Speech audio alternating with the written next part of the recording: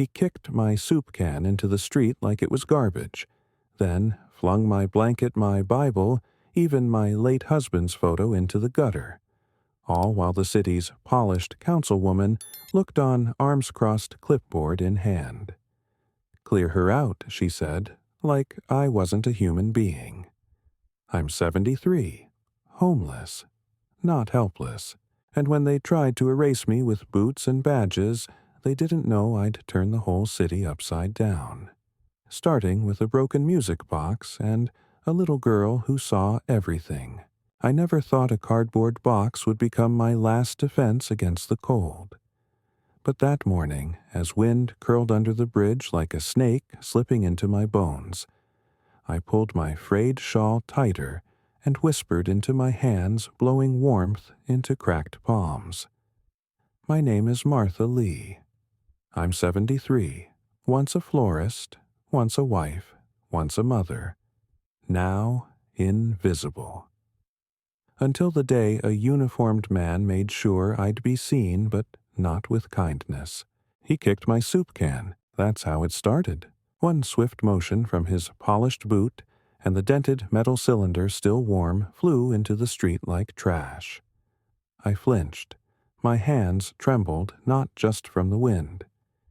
He didn't even look at me when he did it, but I saw him. Tall, broad-chested, clean-shaven. The kind of officer that made others stand up straight. His badge caught the sunlight, a mirror to a city that pretended to care. "City ordinance. You can't stay here," he barked, still not looking at me. I didn't speak. Not yet. I just reached quietly for the bag beside me, my entire life folded inside a Bible with loose pages, a photograph of my husband in Vietnam, and a music box with a chipped ballerina I'd bought for my daughter's 5th birthday. My daughter, who hadn't spoken to me in 12 years. But when I reached, he kicked that too. The duffel tumbled opening in the gutter. The music box rolled, popped open, and the ballerina twirled slowly, mocking me. "Pick it up," I whispered. "What? Pick it up," I said louder. But my voice cracked from too many silent years. He scoffed and reached for his radio. "We got a 1067. Vagrant resisting relocation." I wasn't resisting. I was remembering. Remembering the wedding bouquets I once made with trembling hands, not from age, but from joy. Remembering my granddaughter's tiny fingers grasping mine when she was born. Remembering my own mother teaching me to quilt by lantern light in Georgia. Now I lived under this bridge. And even that was too much for them. As I bent to gather my things, he kicked again, this time the tattered blanket I used to sleep. It flared up into the air like a white flag. A surrender. But I wasn't done fighting. "Don't touch my things," I said, my voice low, each word as sharp like broken glass. Finally, he looked at me and sneered. "You don't belong here." "I don't belong nowhere," I shot back. "But I am here, and that makes it mine." He grabbed my wrist, not rough, not yet, but firm, as if to remind me who wrote the laws, who wore the badge, who got to decide whose existence mattered. I stared into his eyes, and for a second I saw something flicker. Not mercy, not guilt, just annoyance. And behind him, like a judge watching the show, stood a woman in a gray suit and high heels that didn't fit the sidewalk. She held a clipboard. Her lips were pursed like she'd bitten into a lemon. Councilwoman Dana Reeves. She ran on promises of community, spoke at charity galas about equity, wore her support local pins like armor. Now she stood like a queen overseeing a pest removal. "Is this the last one on 4th?" she asked the officer, not even glancing at me. "Yes, ma'am. This whole block's getting clean today." "Good. I want that park sign visible by the morning press run." She meant the tiny green sign behind my shelter that read, "Hope Square." I almost laughed. Hope. They called it that after tearing down the last low-income apartment building to put in a bike path no one used. He let go of my wrist and turned toward my blanket now floating near the storm drain. I moved faster than I'd moved in weeks. I grabbed it. He grabbed me. We wrestled, not like soldiers, but like stories, his narrative pressing into mine, trying to erase it. And that's when it happened. The push. I landed hard against the sidewalk, palms scraping concrete. Pain bloomed across my hip like fire. The shawl slipped. My hair, long and wild and silver, fanned around my face. I heard someone gasp. Not him, not her, a child. Across the street, holding her father's hand, stood a little girl with cocoa skin and tight curls. Her eyes were wide, confused, scared. She saw what her textbooks never would. The officer straightened his belt, looked around, then raised his voice. She's unstable, dangerous, might be on something. I wasn't. I had nothing, not even aspirin. Councilwoman Reeves scribbled something on her clipboard, and they walked away, left me there, my things in the gutter. The music box cracked its ballerina, frozen mid-spin. I wanted to cry, but I didn't. I reached out and dragged every item back to me inch by inch. People passed. Cars passed. Even a jogger slowed, and then kept running. I sat back down, back under the bridge, only now I wasn't invisible anymore. Not to that little girl, not to the traffic cam mounted across the street, not to the man in the cafe window who lowered his newspaper just in time to witness it all, and not to the truth. Because somewhere in this city where concrete blooms over compassion, someone was watching.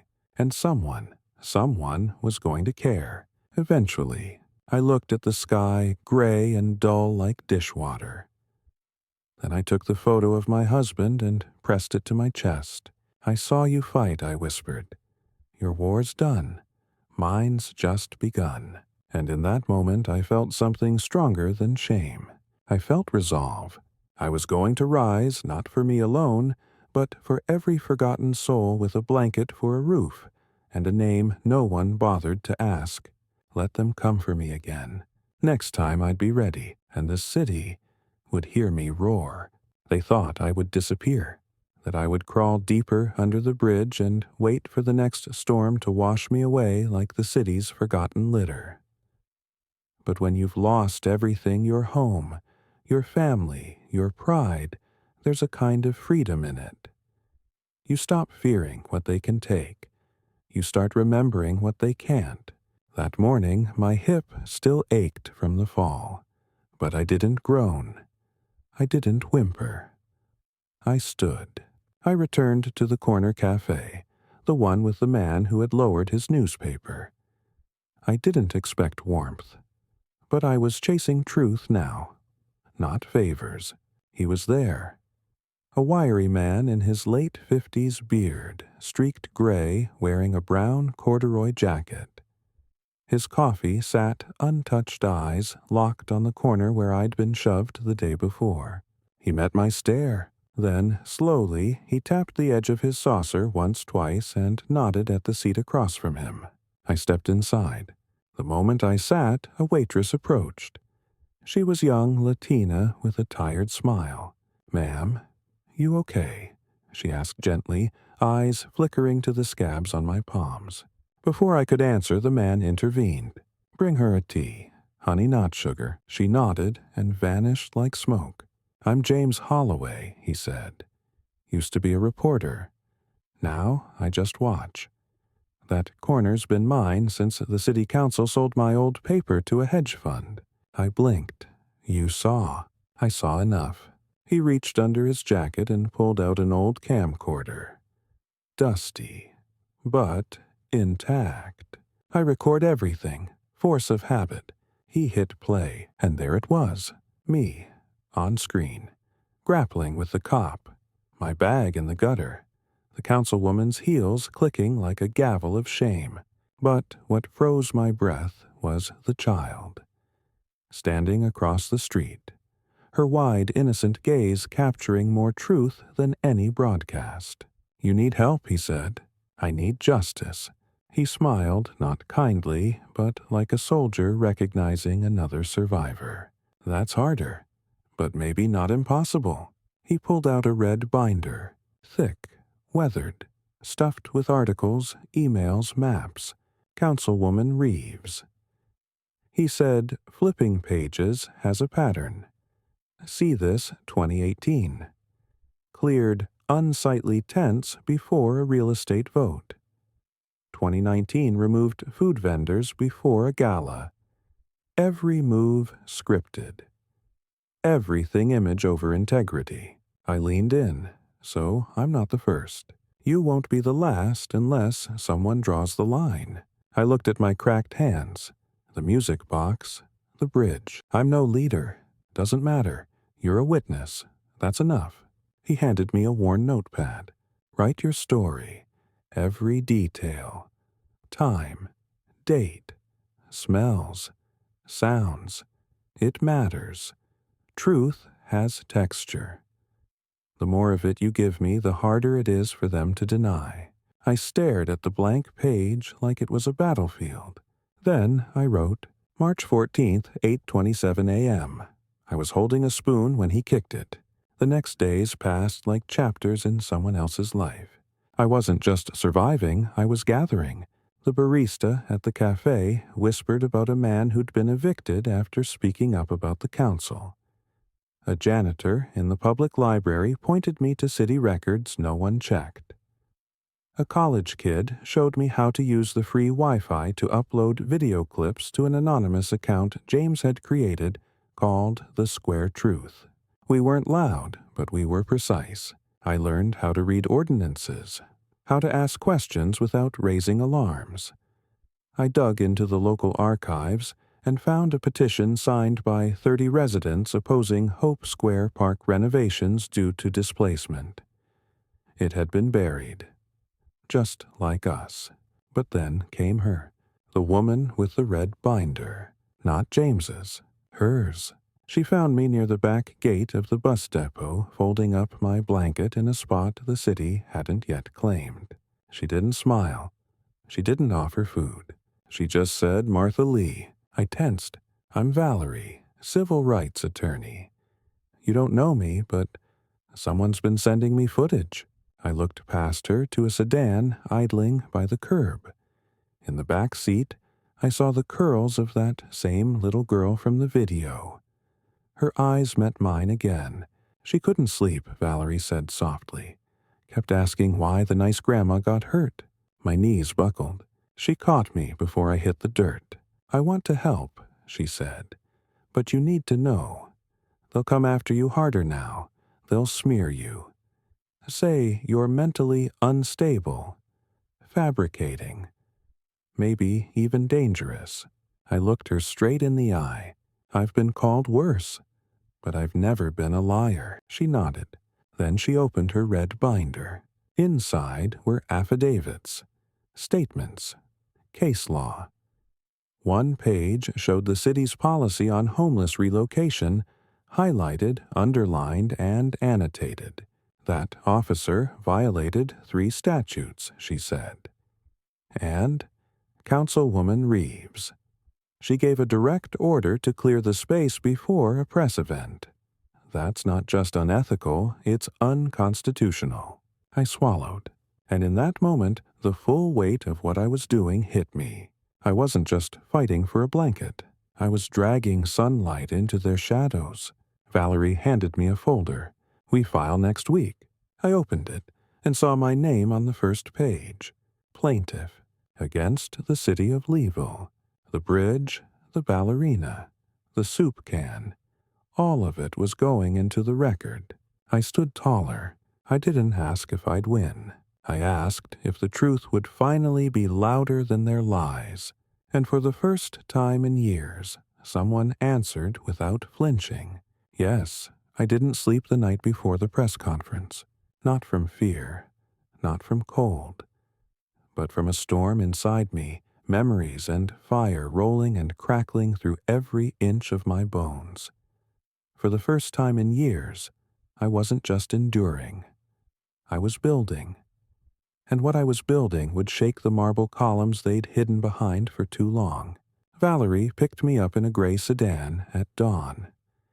I'd wrapped my shawl, neatly pressed my tattered dress with my palms, and tied my hair back with a ribbon I'd found in an old charity bin. I looked in the mirror, and for a split second, I didn't see a homeless woman. I saw Martha Lee, florist mother fighter. The city building loomed ahead like a cold fortress. Cameras were already setting up on the steps.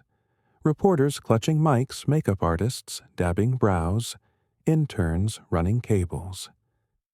Across the street, James Holloway stood alone, clutching his camcorder like a sword, nodding as we passed.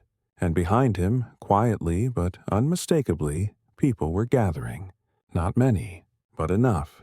An old woman with a shopping cart. A young man with missing teeth and a skateboard. A mother and her daughter, the same little girl who'd witnessed my fall. They weren't shouting. They were simply there. For me. Inside the rotunda, Valerie handed me a small stack of printed papers, my statement. "You can read it," she said. "Or you can speak from the heart." I looked down. The paper trembled in my hands, but not from fear. "I'll speak," I said. She smiled. "Then I'll stand beside you, no matter what happens next." The mayor arrived 15 minutes late. Mayor Ronald Claiborne, silver-haired tall, a former football player turned politician. His smile was always 10 seconds too long. Councilwoman Dana Reeves stood behind him, lips tight, clipboard absent for once. The officer who had kicked my belongings wasn't there. Of course he wasn't. They don't bring bruises to banquets. The mayor took the podium, clearing his throat. "We are here today to address an unfortunate misunderstanding involving our community's most vulnerable citizens, our unhoused neighbors." Misunderstanding.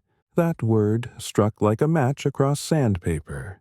My blood boiled. He continued, painting a picture of compassion policy re-evaluation. "I'll smoke. No fire." Then Valerie stepped forward, and everything changed. "My name is Valerie Brooks," she began, voice clear and steady. "I represent Martha Lee, who is filing a civil rights complaint against the City of Leeville Councilwoman Dana Reeves and Officer Gregory Sims for unlawful use of force, public humiliation, and destruction of personal property." Gasps rippled through the press line. Councilwoman Reeves turned a shade paler. The mayor looked at her, then back at us. Valerie gestured to me, and I stepped up. The microphones glared like tiny staring eyes. I looked at the crowd, not the press, not the cameras, but the people across the street. Then I spoke. I was thrown down like garbage. My blankets, my Bible, my husband's photograph, all tossed into the street like I wasn't human. I didn't ask for handouts. I asked for dignity. And what I got was a boot and a badge telling me I didn't belong. A murmur rose. I steadied myself. I used to arrange flowers for weddings. I used to pay taxes. I used to vote. I had a home, a daughter, a name. But when my husband died and the bills swallowed my world, I lost everything. And still, I tried to live quietly, respectfully. I held up the broken music box, but even that was too much for them. Councilwoman Reeves stepped forward, interrupting. "Miss Lee, while I sympathize—" "No, you don't," I cut in. "You watched. You told that officer to clear the last one on 4th. That was me. You didn't see a woman. You saw an obstacle." The crowd outside was growing louder now. A chant began. "Martha, Martha, Martha." The mayor raised his hand to calm the crowd, but the chant surged again. A young man stepped forward from the crowd and projected a video from his phone onto a portable screen.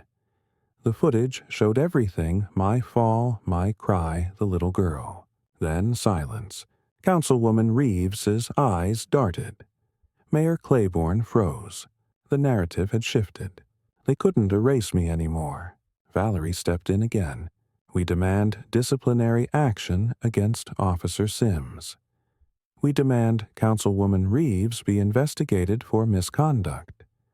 And we demand the city of Leeville revisit its policy on the unhoused not as problems, but as people. The cameras clicked like thunder. And then, something I never expected. Mayor Claiborne stepped back to the mic and cleared his throat. We will review this footage thoroughly. In the meantime, Officer Sims has been placed on administrative leave, and the city will cooperate fully with any legal inquiry. Too little, too late, but it was something.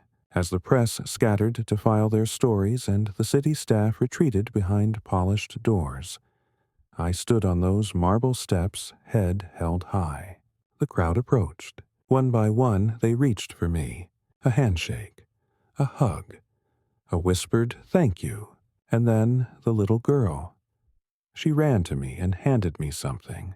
A new music box, wooden, delicate.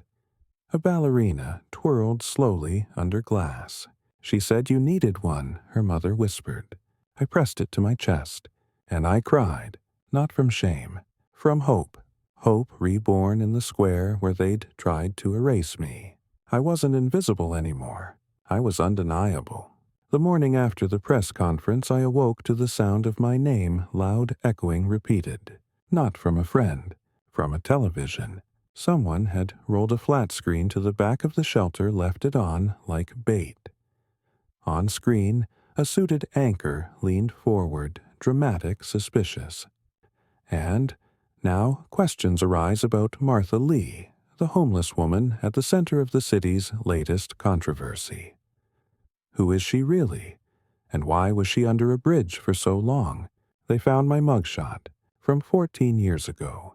Disorderly conduct when I yelled at a slumlord for leaving the heat off during winter. A charge that was dropped. But they showed it anyway, big and colorized like a warning sign. Beneath the photo, bold red letters flashed. Unstable or activist.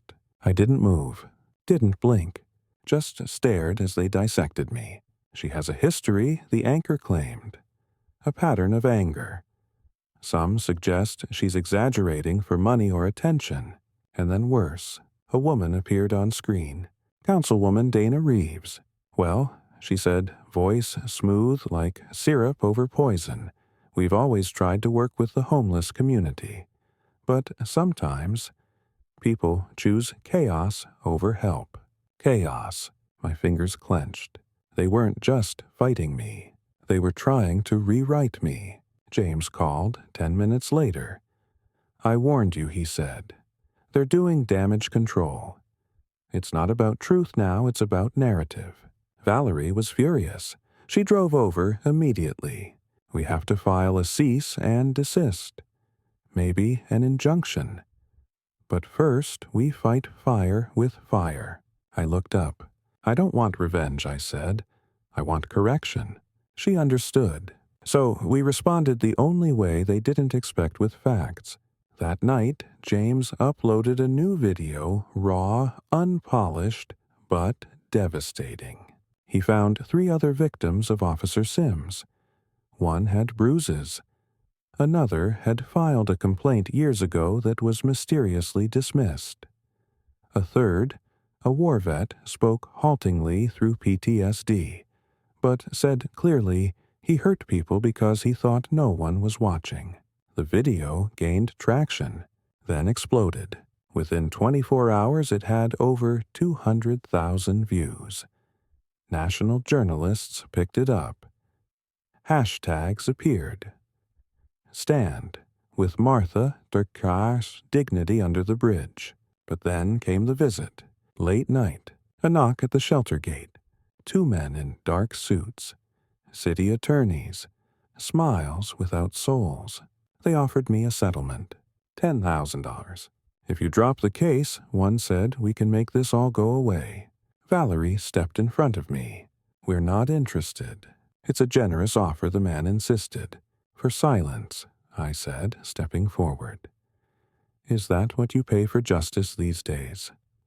A hush check. They didn't answer, just left a business card and walked away, their shoes echoing across the alley like betrayal. The next morning, I found my blanket slashed, my bags torn, a dead rat stuffed into the pocket of my coat. No note, just a warning. But I didn't flinch, because every time they pushed, they only proved my point. They didn't want to fix the system. They wanted to protect it. But the city was shifting. One afternoon, a group of high school students arrived under the bridge with clipboards and cameras.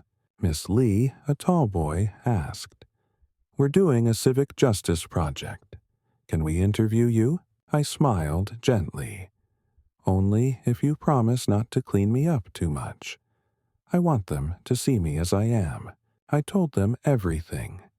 The girl took notes like gospel. One boy cried, not for pity, for rage. And that's when I realized my fight wasn't mine anymore. It belonged to them too. This wasn't about a homeless woman and a broken music box. It was about how easily a city would throw away its people to polish its image. It was about how truth wasn't quiet. It just needed a microphone. And for the first time, I wasn't the one picking up the mic. They were. That night, Valerie leaned beside me on the bench and whispered, "They're scared." "Good," I said. "Now let's make them answer." It wasn't a courtroom, but it felt like one. City Hall's grand chamber was packed that Thursday afternoon. The smell of old wood and polished marble mixed with sweat and tension. Cameras lined the back wall. Reporters filled every seat. And beyond the gold-trimmed dais sat the council, polished, pressed, and postured. But their eyes weren't on each other. They were on me. I walked slowly, each step a statement. My gray shawl hugged my shoulders. The new music box rested in my hands like a holy book. And, as I passed each row of city officials and concerned citizens, I felt their eyes, some sympathetic, some skeptical, all watching. "Martha Lee, you may address the council," the clerk announced. I stepped to the microphone, and I spoke. "My name is Martha Lee, 73 years old, former florist, former homeowner, current citizen. I stand before you not as a symbol, not as a story, but as a fact." I paused. My belongings were thrown into the street, not by accident, not by policy, but by the cold choice of a man in uniform backed by a woman with a clipboard. Gasps echoed through the room.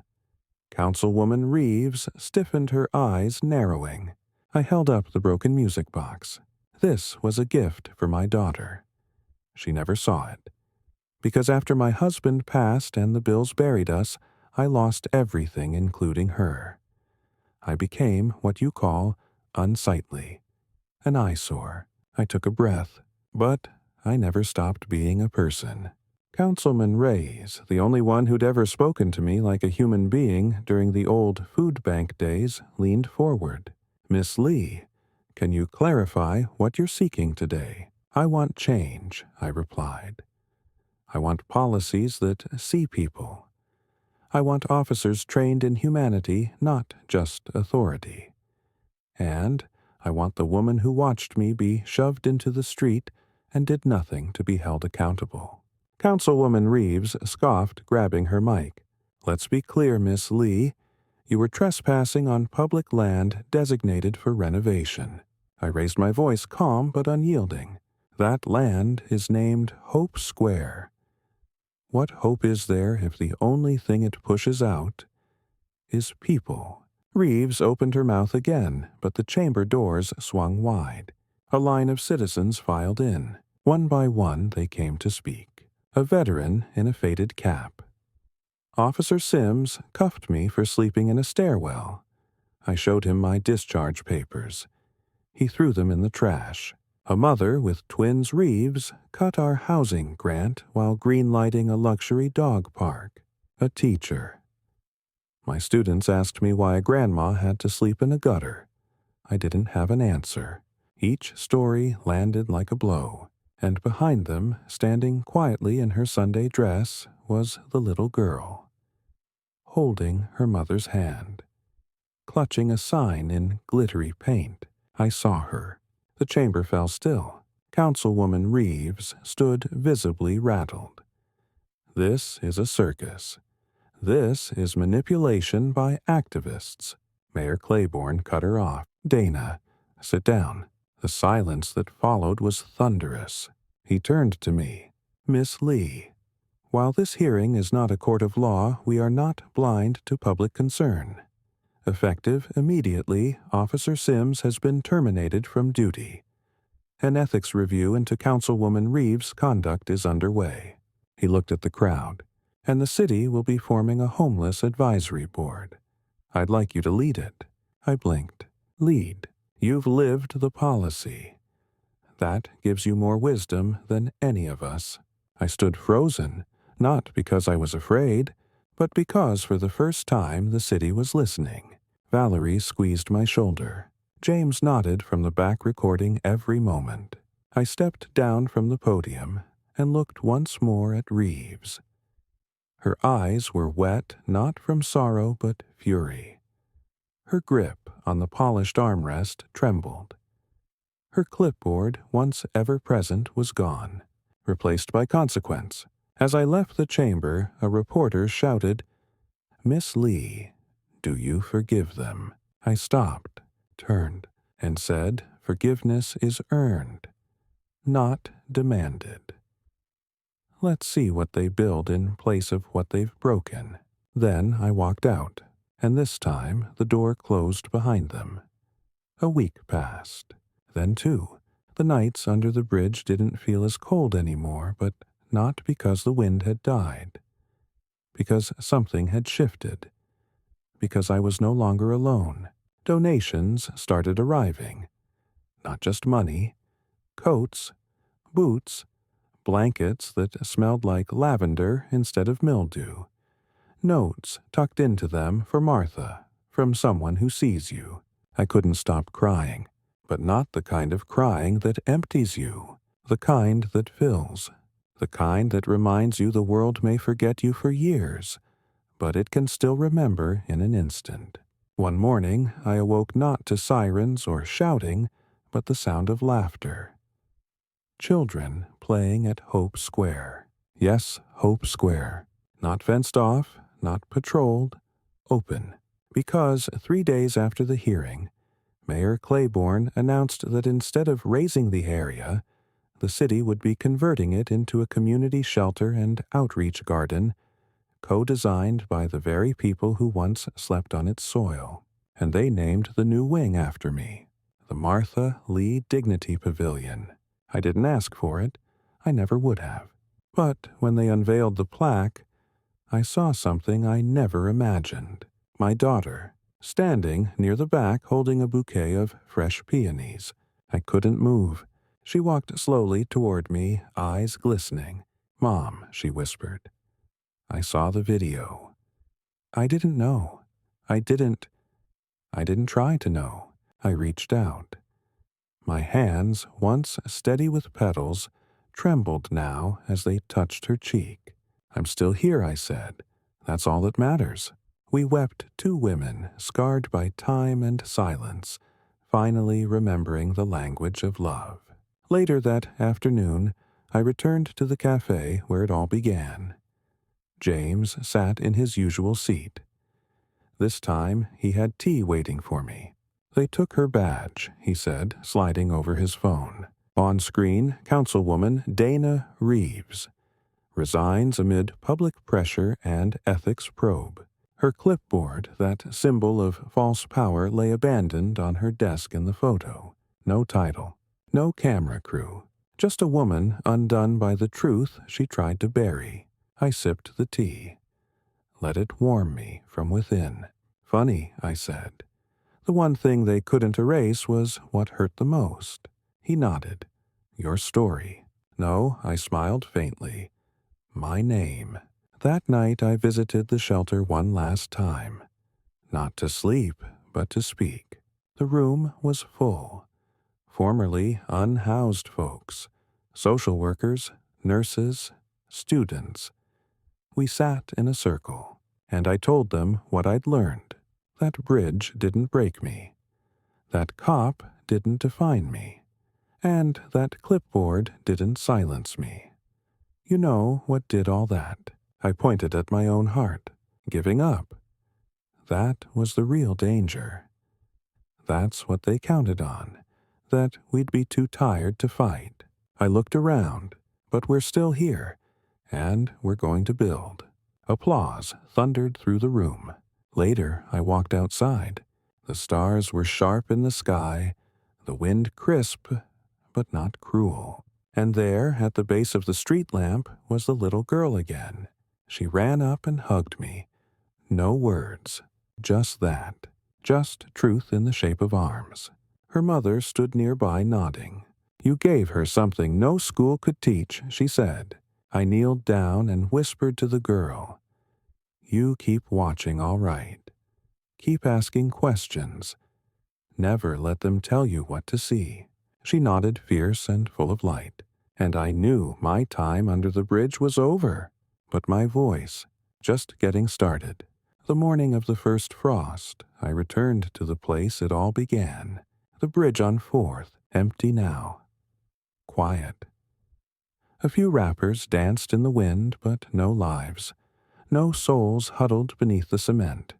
The city had cleared it out, but not by force this time, by choice. Real shelter, real aid, real change. And beneath the arch, tied to the steel pillar where I once curled in fear, was my old blanket. Cleaned, folded, left like an offering. I sank to my knees, fingers brushing the worn fabric like it was sacred. Because it was. This blanket had held my shame, my survival, my silence, and now my story. I carried it with me to the garden across the street, the Martha Lee Dignity Pavilion. The name still made me uneasy. Not because I didn't believe in it, but because I knew it could never capture the full weight of what happened. What could? Truth isn't a plaque, it's a seed, and this garden was full of them. Tomatoes growing beside tiny sunflowers. A bench made of recycled wood bearing names, not donors, but residents. Kids running past murals of strength, not despair. And volunteers, city folks once too busy to look kneeling beside unhoused mothers learning how to listen. I took my place at the head of a small circle under the pavilion roof. The Saturday sun cut through the clouds just enough to warm our gathering.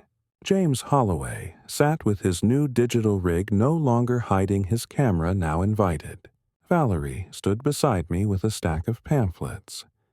Know Your Rights, they read, printed in 6 languages. My daughter sat in the front row holding my hand, her other resting on her daughter's shoulder. 3 generations. Finally together. Then I spoke, one last time. I once believed no one saw me, I said softly. That I was invisible, unworthy, disposable. But I wasn't. None of us are. I looked at the children. I've slept in shadows. I've been shoved into the street. I've had my story rewritten by people who never asked for it. But still, I'm here. I held up the blanket. And this is going into the city museum. Not because it's pretty, not because it's rare, but because it's true. Gasps, applause, some tears. Valerie wiped her eyes. James zoomed in on the stitches, and I handed the blanket to a young woman from the city archive team. She cradled it like a newborn. That night, the city lit a candlelight vigil in the square. Dozens came. Then hundreds, each holding a flickering light in memory, not of death, but of dignity reborn. I stood at the center music box in hand and turned the tiny crank.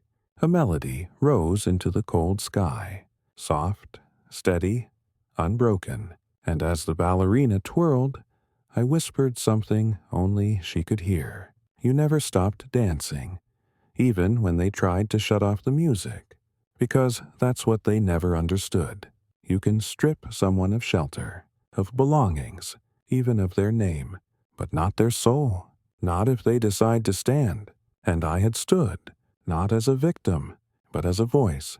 So, if you're out there beneath bridges, behind alley doors, beyond city lights, hear me. You are not broken. You are not alone. You are not invisible. And somewhere in this world someone is ready to see you.